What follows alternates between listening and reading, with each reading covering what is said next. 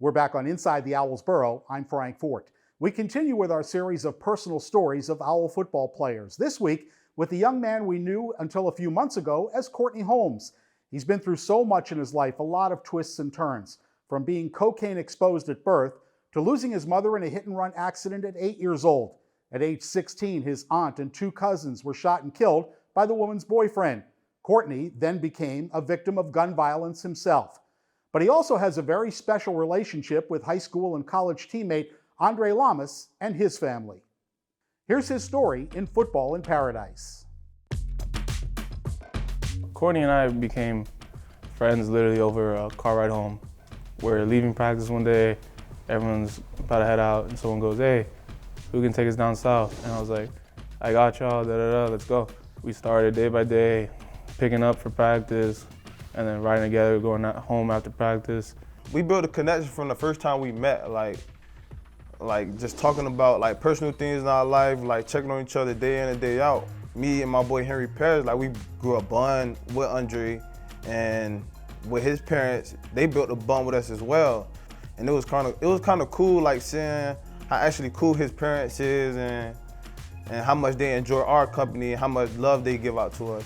I moved out of my parents' home when I was 16 years old.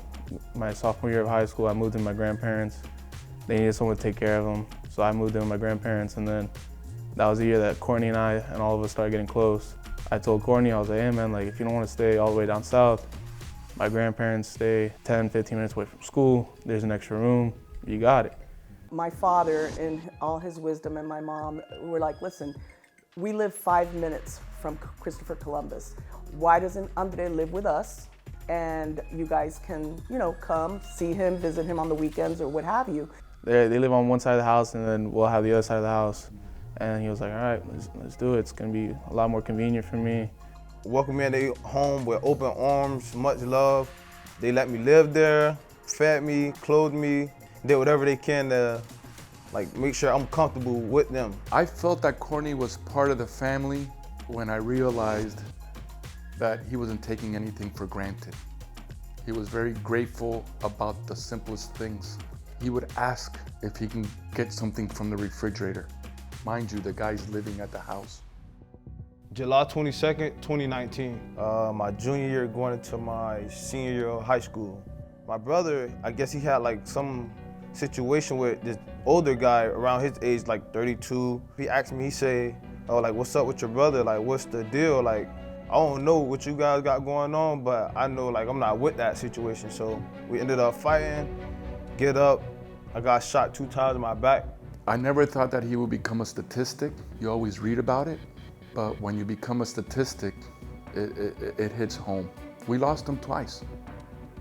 Being flatlined twice, that means dying, coming back, dying again, coming back. When they told me that, it was mind blowing. He had tubes and masks and whatever, but I went up to him and I held his hand. I just said something, I think, to the effect of, "You're gonna be okay. We're all here with you, and I love you." And he squeezed my hand.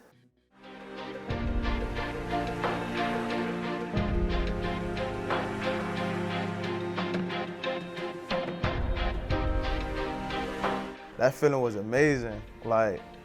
It was something that I actually kind of dreamed of since I was little. Just winning the state championship with people that I grew up with. It was an unbelievable feeling. It meant the world to have Courtney back on the team for the state championship run. Courtney, even when he was out and he couldn't play, he was still the heart and soul of our team.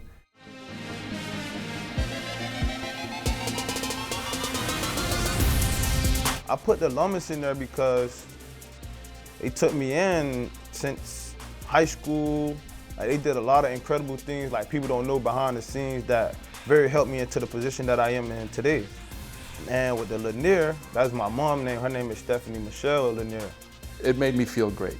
I thank God every day that he put us in front of him, and I thank God more for putting him in front of us. When Courtney told me that he was thinking of changing his last name, I think my heart just burst. I think it just burst. "You're welcome to take our name," and he was happy to do that. And I said, "But we could do something like Lamas-Lanier, so that it incorporates your mom's name, and that was perfect.